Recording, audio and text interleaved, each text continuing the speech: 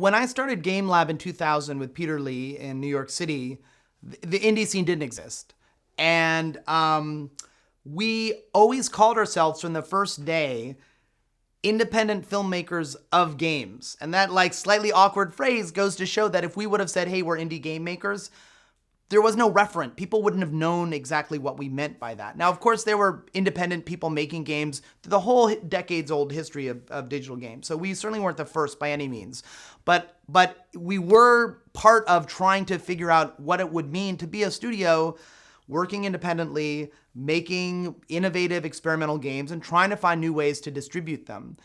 Game Lab lasted about 10 years, and we closed really just as Facebook games and iPhone games were taking off. So we were part of that earlier generation of more browser-based online games when I have to say the business models were not quite as stable and robust, and the audience wasn't really as interesting, to be honest with you.